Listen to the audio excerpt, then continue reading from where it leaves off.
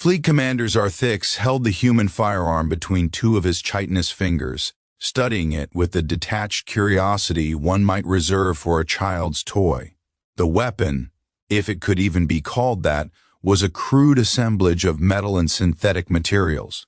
No plasma containment field, no quantum targeting matrix, not even a basic energy cell. This, he clicked to his assembled officers, is what the humans call a rifle. The conference room aboard the flagship Eternal Dominion rippled with what passed for laughter among the Vex'hari. Zar'thix manipulated the weapon, ejecting what the intelligence dossier labeled a magazine. Small metallic cylinders clattered onto the obsidian table. Bullets, chemical propellants that hurled metal through the air using controlled explosions. The Vex'hari had abandoned such primitive technology 3,000 cycles ago. Their space vessels, continued his tactical officer Vex'hari, projecting holographic data streams into the air, utilize fusion drives. Fusion. They're barely past fission technology. Their shielding is rudimentary electromagnetic fields. Their weapons are... She paused, mandibles clicking in what might have been disbelief. Kinetic projectiles and missiles with explosive warheads. Explosive warheads, Zar'thix repeated. They wage war like their ancestors must have waged it millennia ago, and yet they dare to refuse our terms of annexation. The Vex'hari Empire had extended humanity a generous offer, really. Surrender their colonies, submit to Vex'hari governance, provide their resources and labor. In exchange, they would be allowed to exist under the Empire's protection. Most species recognized the wisdom of such an arrangement. The Vex'hari fleet consisted of 500 warships equipped with particle beams that could disassemble matter at the molecular level, gravitational lances that could crush ships into singularities, and shielding that had withstood every weapon the galaxy had produced in 200 years of conquest. Humanity had 7 colonies, maybe 200 warships, and bullets. They had said no. Perhaps, mused Zar'thix, they don't understand the technological gulf between us. They evolved on a garden world, Earth, they call it. Moderate temperature, abundant water, peaceful conditions. They've never faced true adversity. He set the rifle down with a dismissive gesture. We'll demonstrate the difference between primitive and advanced warfare. Dispatch the 7th Battle Group to their colony on Proxima Centauri 3. A single battle group should suffice. Make it educational. The orders went out within the hour. The 7th Battle Group, 30 warships and 5,000 soldiers, began their transit to human space. It would take them 4 days to reach Proxima. Plenty of time, Zar'thix thought, for the humans to contemplate their foolishness. He didn't know that human intelligence had been tracking Vex'hari fleet movements for 3 months. He didn't know that every human colony had been fortified. He didn't know that humanity's primitive industrial base had been running at maximum capacity since the first contact went sour, producing weapons and ammunition at a scale that would have seemed impossible to any species that didn't call Earth home. Most critically, Fleet Commander Zar'thix didn't know what humans meant when they said their homeworld was a death world. He was about to find out. Admiral Jennifer Kovacs stood in the command center of the UHSF Indomitable, her hands clasped behind her back, watching the holographic display with the calm of a chess master who'd already seen 20 moves ahead. The Vex'hari battle group had just entered detection range. 30 contacts, reported Lieutenant Commander Hayes from the sensor station. Destroyer class through battlecruiser class configurations. Energy signatures consistent with their known particle beam systems. They're not even trying to mask their approach. Why would they? Kovacs' voice was dry. They think we're primitives with firecrackers. She turned to her communication officer. Signal to all ships, Condition 1. Weapons free on my mark. Execute Thunderstrike protocol on my signal. Aye, ma'am. The Indomitable was one of 40 human warships hidden in the orbital space around Proxima 3, powered down to minimal signatures, masked behind debris fields and the planet's magnetic interference. The Vex'hari sensors were exquisite, but they were scanning for energy signatures, plasma drives, reactors, shield generators, human ships, running cold with minimal electronic emissions, looked like space junk on their sensors. Another advantage of primitive technology. You couldn't detect what wasn't broadcasting. Kovac watched the Vex'hari formation advance with textbook precision, a perfect diamond formation, shields overlapping, weapons charged, beautiful, arrogant, predictable. "They're hailing us, Admiral," reported the comm officer. "Put it through." A Vex'hari face filled the screen, all chitinous plates and multifaceted eyes. "Humans of Proxima Centauri 3rd. This is Battle Group Commander Zar'thix of the Vex'hari 7th Battle Group. You are in violation of Vex'hari territorial claims. Surrender your military forces and facilities immediately, or we will dismantle them. You have one of your time units called hours to comply." Kovac smiled. It wasn't a pleasant smile. "Battle Group Commander, this is Admiral Jennifer Kovac of the United Human Space Force. I'm afraid we must decline your generous offer. However, I have a counterproposal. Turn your ships around and leave human space immediately. You have 5 minutes to comply." The Vex'hari commander's mandibles twitched in what the cultural database suggested was amusement. "Admiral, you face 30 warships with technology your species cannot comprehend. Surely you understand. 4 minutes, 30 seconds. The channel cut. Zar'thix stared at the blank screen, confusion rippling through his neural cluster. The humans were either insane or phenomenally stupid. His tactical display showed nothing. No ships, no orbital platforms. The colony below had perhaps 20,000 inhabitants and minimal military infrastructure. "Scan again," he ordered. "Full spectrum, scanning, Commander." Still detecting minimal activity. "Wait," the sensor officer's voice took on an uncertain tone. "Commander, I'm reading multiple reactor signatures powering up. They were there the entire time, running cold. Counting 38, 39, 40 contacts. They were hiding in the debris field and, all ships shields to maximum, evasive." The first railgun round hit the Sovereign Dawn at 0.03%, the speed of light. Railguns were old technology, ancient really. Electromagnetic accelerators that propelled ferrous projectiles using magnetic fields. Simple physics, no fancy particles, no exotic matter, just mass times velocity equals force. The round that struck the Sovereign Dawn was a tungsten carbide penetrator weighing 50 kilograms. It had been accelerated to 9,000 kilometers per second. The Vex'hari shields, designed to disperse energy weapons and deflect plasma, did absolutely nothing to stop it. The penetrator punched through the destroyer's hull, through 3 decks, through the reactor compartment, and out the other side, the kinetic energy transfer, flash vaporizing everything in its path. The Sovereign Dawn broke in half, atmosphere venting in crystalline explosions as internal fires consumed what the railgun hadn't destroyed. Then came the other 39 railguns. Space erupted in streaks of accelerated metal. The Vex'hari ships, trained to evade energy weapons that traveled at light speed, found themselves facing projectiles they could track, could see coming, but couldn't escape. Their particle beams lashed out, scoring hits on human ships, but the humans had planned for this. Layered armor, redundant. Systems. Ablative plating that boiled away under particle bombardment but protected the vital systems beneath. Primitive materials, primitive solutions, devastatingly effective. "Launch missile swarm," Kovac's voice cut through the chaos of the command center. All ships focus fire on their battlecruiser. 300 missiles erupted from human ships, their chemical rockets burning bright in the void. The Vex'hari point defense systems engaged, particle beams tracking and destroying incoming missiles with precision. 60 missiles down, 100, 150. The Vex'hari had never faced an enemy that relied on missiles, such wasteful, inaccurate weapons, and their defenses were optimized for it, having studied human capabilities extensively. But not extensively enough. The remaining 150 missiles didn't detonate their high-explosive warheads.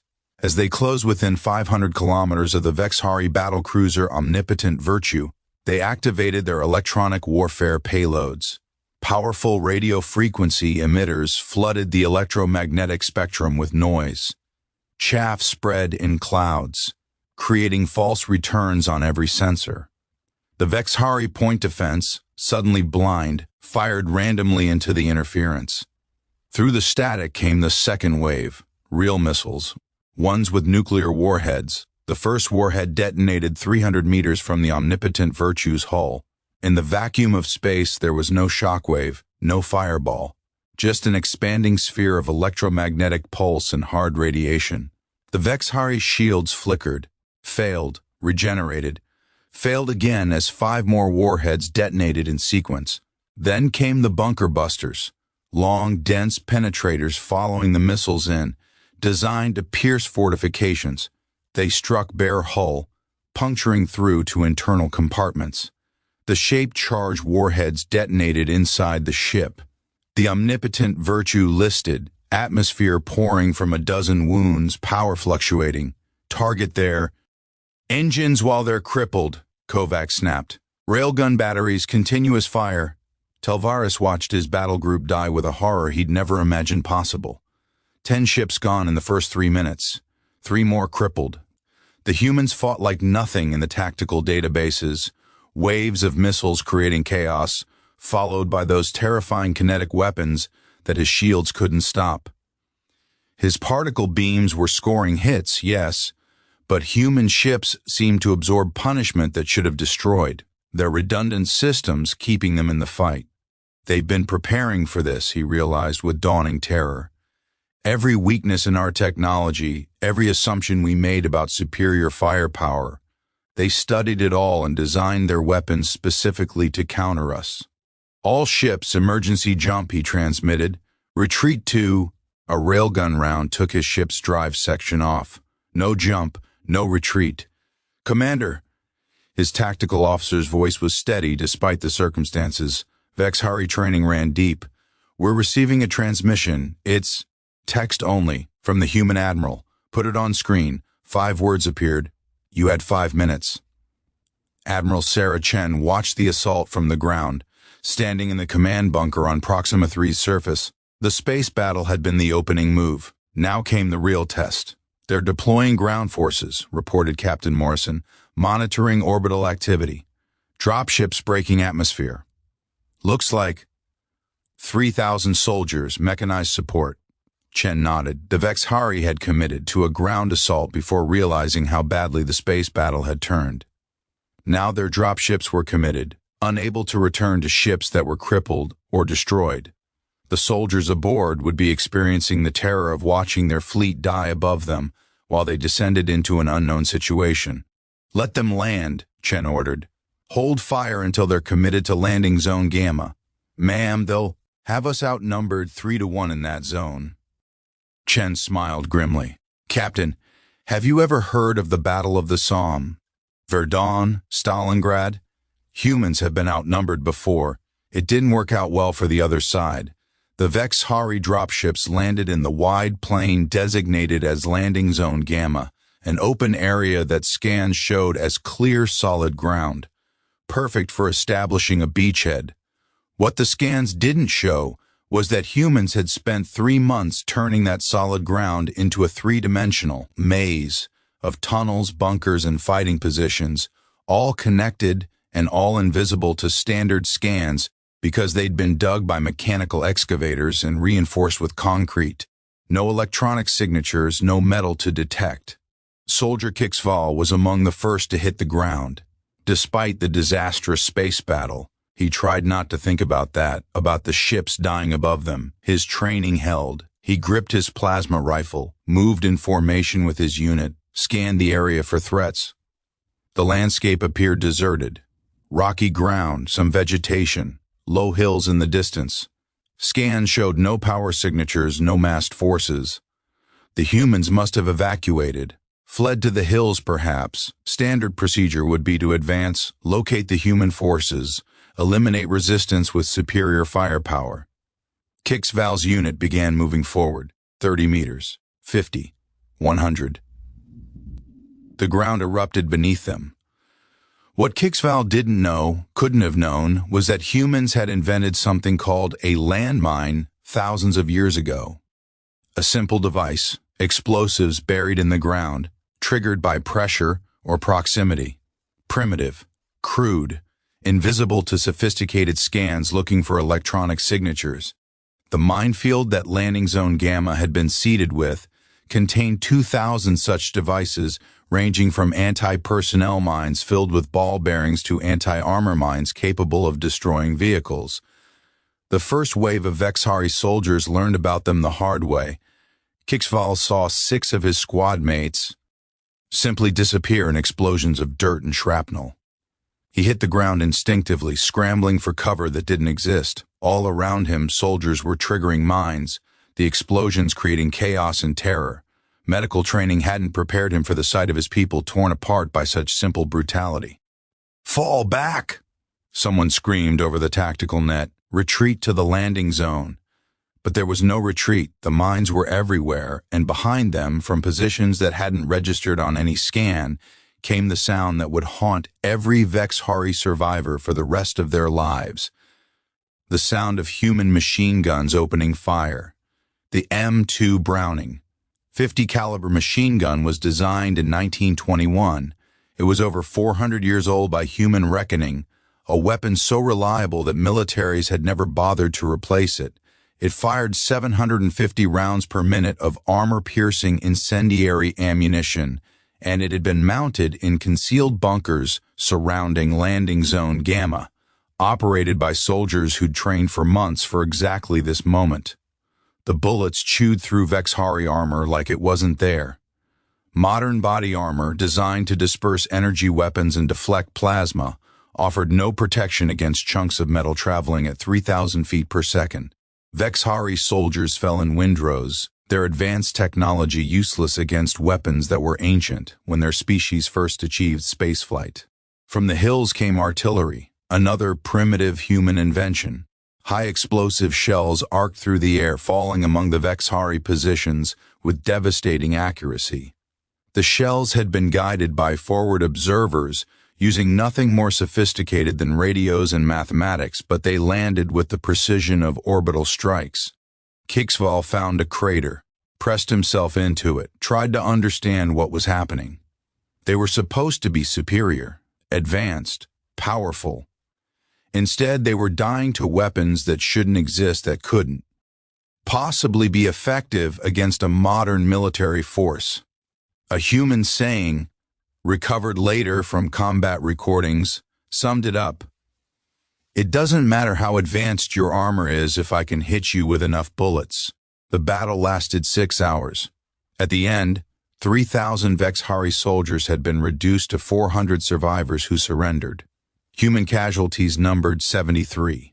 The Galactic News Network struggled to process what had happened at Proxima Centauri 3. The mighty Vex'hari Empire, whose fleets had conquered 200 star systems, had lost an entire battle group to human forces. Not through some exotic superweapon, not through technological superiority, through tactics, preparation, and weapons that most species had relegated to museums. Fleet Commander Zar'thix, recalled to the High Command to explain the disaster, found himself standing before the Imperial Council holding that same human rifle he'd mocked weeks before. "They fight dirty," he reported, his voice subdued. "They use deception, ambushes, weapons designed specifically to counter our advantages. They don't fight the way we do. They don't fight the way anyone does." "They're primitives," insisted one of the counselors. "Their weapons are archaic." "Their weapons are archaic," Zar'thix agreed, "but effective. A bullet doesn't care about your shields. A landmine doesn't need a sophisticated targeting system. They've taken the simplest, most reliable means of killing and refined them over thousands of years of nearly constant warfare." He set the rifle on the table. "Do you know what this weapon's design is based on? Something they call the AK-47, created over 600 years ago. It still works. It will work in any environment. You can bury it in mud, freeze it in ice, leave it in the desert for a decade. It will still fire when you pull the trigger." He looked around at the council. "The humans have a saying, recovered from their military databases: if it's stupid and it works, it isn't stupid. We dismiss them because they use chemical propellants and metal bullets. We forgot the most basic rule of warfare: results matter more than methods. Another counselor shifted uncomfortably. Surely we can adapt. Learn from this defeat. We still outnumber them, outproduce them. Do we? Zar'thix pulled up a holographic display. Human industrial output is staggering. They mine asteroids at a rate we've never seen. They manufacture weapons and ammunition at scales that suggest they've been doing it for their entire history. Every human colony is fortified. Every human civilian has basic weapons training. They have a concept called total war that we've never needed to develop because we always had technological superiority. He zoomed in on Earth, that blue-green world that had spawned humanity. Their homeworld is classified in their own databases as a Class 12 death world. Do you understand what that means? Earth has an oxygen level that would be considered toxic to most species. Weather patterns that spawn storms powerful enough to destroy cities. Tectonic activity that makes the planet constantly unstable. Life forms that evolved to be predators in an environment that was actively trying to kill them. Humans evolved from pursued predators. They literally ran their prey to death over distances that would exhaust any other species. They have a concept called persistence hunting that shapes their entire psychology. The chamber was silent. They don't just refuse to surrender, Zar'thix continued quietly. The concept is alien to them at a fundamental level. They've been fighting their own planet their entire existence. Fighting each other. Perfecting the art of warfare in ways we never needed to because we had particle beams and energy shields. Do you know what will happen if we send the full fleet against them? No one answered. They'll bleed us. Every colony, every ship, every engagement will cost us more than we can afford. They'll use weapons we've never seen, tactics we've never encountered. They'll adapt faster than we can respond because that's what they do. They're survivors from a world that would kill any other species. And eventually they'll win, because they'll never stop fighting. The council deliberated for 3 hours. The decision was unanimous. The Vex'hari Empire would seek peace terms with humanity. Admiral Kovac stood on the observation deck of the Indomitable, watching Earth rotate beneath them, blue and white and green, beautiful and deadly. The birthplace of a species that had dragged itself up from the savannah by refusing to quit, by using tools, by thinking creatively about violence. Admiral? It was Hayes, holding a data pad. The Vex'hari delegation's message just came through. They're accepting our terms. Mutual recognition of borders, non-aggression treaty, technology exchange agreements. Technology exchange? Kovac raised an eyebrow. Hayes grinned. Turns out they're very interested in our primitive weapons manufacturing, something about reliability and simplicity. Kovac chuckled. Of course they are. She looked back at Earth, at the cradle of humanity, and thought about all the species out there in the galaxy who'd evolved on peaceful, garden worlds, who'd never needed to fight for survival the way humans had. They were probably right to be concerned, because humanity had learned a long time ago that it didn't matter how advanced your technology was, how sophisticated your weapons, how superior you thought you were. What mattered was who wanted it more, who would adapt faster, who would do whatever it took to win. And humans had been answering those questions for their entire existence. First contact had been a mistake for the Vex'hari. They'd seen primitive weapons and assumed primitive warriors. Second contact had been a massacre. Theirs, they'd learned what every other species would eventually learn. Never underestimate the humans. Never assume primitive means. Ineffective. And never, ever back them into a corner. Because humans didn't come from a safe world. They came from a death world that had forged them in fire and blood and endless competition. Every weapon they carried was built on thousands of years of refinement. Every tactic in their books was written in the blood of both victories and defeats. Every soldier in their ranks came from a species that had spread across a hostile galaxy, not despite their primitive technology, but because of their refusal to accept limitations. The galaxy had expected humanity to be easy prey. Instead, they'd found something they weren't prepared for, a species that had spent its entire existence preparing for war. and doing it very, very well. The message went out through the galactic networks within days. Humanity was not to be underestimated. Their primitive technology was devastatingly effective. Their tactics were unpredictable. Their soldiers were relentless. Approach with respect, or don't approach at all. In the officers' mess of the Indomitable, someone posted a printed sign, an ancient human custom, preserved through centuries of spacefaring. We apologize for the inconvenience, but we are a death world species. Please adjust your expectations accordingly. Below it, in smaller text, someone had added, P.S. If it's stupid and it works, it isn't stupid. And if you think bullets are obsolete, feel free to stand in front of one. The sign stayed up for the rest of the deployment. It became something of a legend, reproduced on ships and stations throughout human space. A reminder that humanity had earned its place in the stars not through technological superiority, but through something far more dangerous: the unwillingness to quit, the creativity to adapt, and the hard-won knowledge that sometimes the old ways were still the best ways.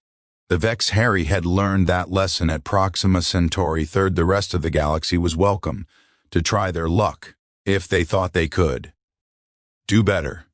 But somehow, after word got out, very few species seemed interested in testing humanity's primitive weapons. First contact had been a mistake. Second contact had been a massacre. There wouldn't need to be a third.